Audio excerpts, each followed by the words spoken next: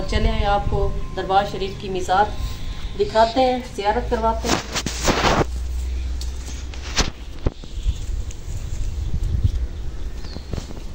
Side है, इसकी दूसरी साइड है और बैक साइड भी आपको दिखाते हैं।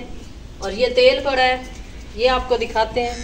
कहते हैं कि ये सर में लगाने से या हाथों पे लगाने से ये शिफा होती है। दिए का जो तेल होता है तो हम भी लगा लेते हैं शिफा के तौर पे। ये वाला तेल है वो मेरे ख्याल में मोमबत्तियाँ वहाँ लोग जलाते हैं, तो इस तेल को जी हम लगाते हैं हाथों पे लगा लेते हैं। वैसे तो लोग जिनको कोई बीमारी होती है, ख़ारिश होती है या कोई और मसला होता है तो वो आते हैं और ये तेल लगाते हैं। तो होता तो अल्लाह ताला की तरफ से है ये सब कुछ, लेकिन मिल जाती है शिफा लोगों को। ऊपर दिखाओ कितना खूबसूरत।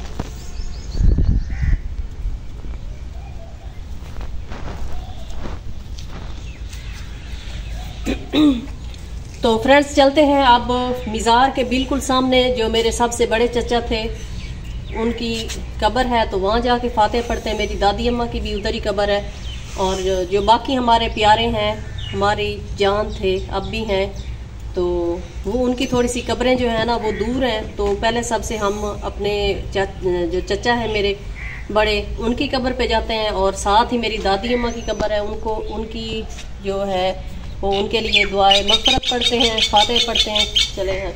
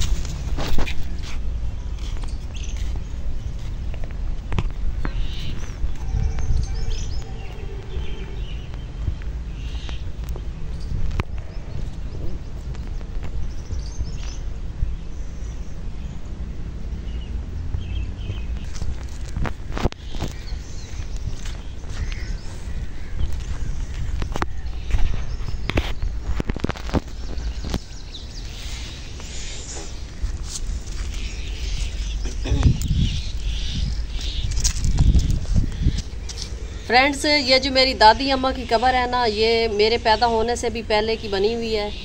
ना हमने इनको देखा हुआ है और ना इन्होंने हमें देखा हुआ है, लेकिन अपने आप भी अपने बच्चों को थोड़ा समझाया करें जो हमारे चले जाते हैं, हमारे बुज़ुर्ग होते हैं, क्योंकि मरने के बाद हर इंसान चाह रहा होता है कि मेरे पीछे कोई ऐसा हो जो दुआ मांगने वाला हो, मेरे लिए दुआ करे और मेरी जो आखिरी मंजिल है वो आसानी से तय हो जाए। तो आप अपने बच्चों को भी बताया करें। देखिए मुझे भी नहीं पता ये मेरी दादी अम्मा, मैंने क्योंकि इनको नहीं देखा हुआ था, लेकिन आना चाहिए, मग़फ़िरत के लिए दुआ मांगनी चाहिए। ये मेरे चचा हैं, इनको तो खैर मैंने देखा हुआ था, मैं बड़ी सारी थी।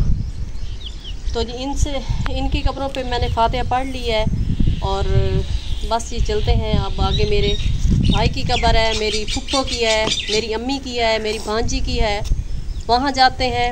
और वैसे मैं वज़ू करके आई थी, मैंने कहा वहाँ से ना सूरत उठाएंगे और सूरह यासीन और बाकी कोई सूरत हुई तो वो पढ़ेंगे। तो वो तो पढ़ी नहीं थी क्योंकि ताला था दरबार शरीफ को। तो चलते हैं और 4 कुल पढ़ते हैं, जो मुझे सूरतें आती हैं वो पढ़ते हैं और मांगते हैं जी उनकी मग़फ़िरत के लिए दुआ।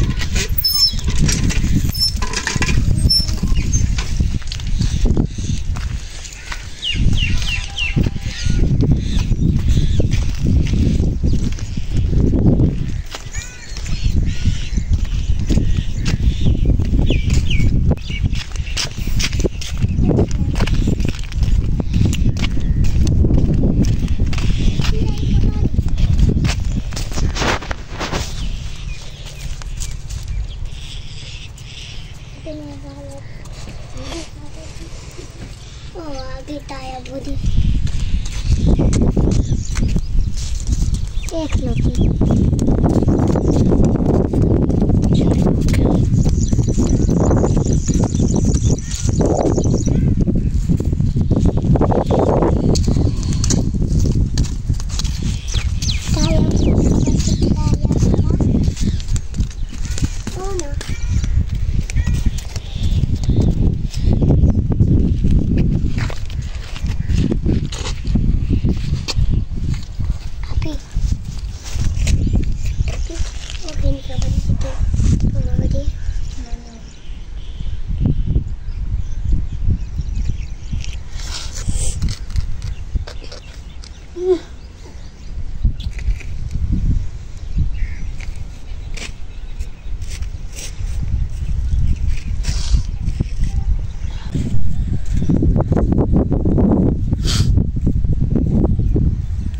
फ्रेंड्स, ये मेरी अम्मी की कब्र है और ये मेरी भांजी की कब्र है। तो पिछली 2-3 ईदें ऐसी हैं जो हमारी अम्मी के बगैर गुजर रही हैं, मेरी इस भांजी की बगैर गुजर रही हैं। तो माँ बाप की ना ज़िंदगी में इंसान को खिदमत इतनी कर लेनी चाहिए कि इंसान को कोई गिल्ट ना रहे, नहीं तो फिर तो ये ऐसे ही मट्टी की ढेरियाँ होती हैं जो नज़र आती हैं। बेचारे क्या हमसे ले सकते हैं, मरने के बाद कौन किसी को कुछ दे सकता है। हाँ, दे सकता है तो बस ये मग़फ़रत की दुआ ही होती है। बेहतर है कि इंसान ज़िंदगी में जो कुछ कर सकता है अपने वालिदैन के लिए, जो कुछ कर सकता है वो करे, क्योंकि पछतावा एक ऐसी आग है जो इंसान नहीं कर सकता खिदमत, या उसके दिल में कोई बात रह जाती है। तो पछतावा एक ऐसी आग है जो सिर्फ उसी इंसान को जलाती है जो उस चीज़ पे पछता रहा होता है, और ये आग मरते दम तक इंसान की नहीं ठंडी होती। इसकी तपश इंसान हमेशा महसूस करता है। और ये बहुत बड़ा लॉस है इंसान की ज़िंदगी का कि वालिदैन का जल्दी चले जाना, अपने प्यारों का। तो चाहे मैं कहती हूँ दुनिया की सारी दौलत ही मिल जाए तो ये इनकी कमी पूरी नहीं हो सकती। तो बेहतर है कि हम ना अपने जो वालिदैन हैं, अपने प्यारे हैं, लड़ाई झगड़ा ख़त्म करें। दुनिया में बड़ी लड़ाइयाँ हैं, लोग समझते ही नहीं है। चंद दिन की ज़िंदगी है, लड़ लड़ के चले जाते हैं। ये है हमारी औकात। हम ऐसे, आज मैं इधर बैठी हूँ, कल इधर होंगी, ये है ज़िंदगी।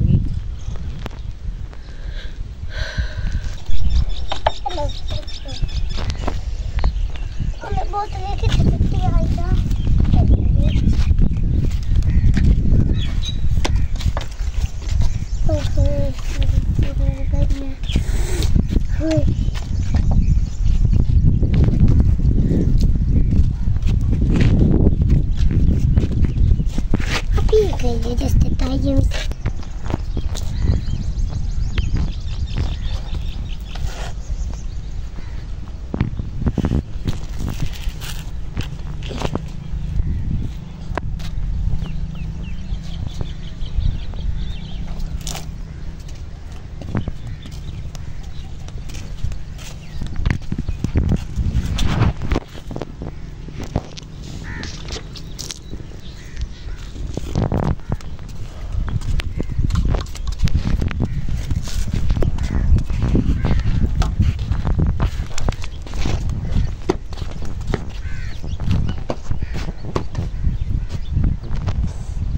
फ्रेंड्स, कब्रिस्तान से हम लोग वापस आ गए हैं और सफ़र क्योंकि काफ़ी था और धूप भी थी, तो इतनी ज़्यादा प्यास लग गई थी ना, तो अभी पाँव वगैरह धोते हैं क्योंकि मट्टी वाला रास्ता था और पानी पीते हैं।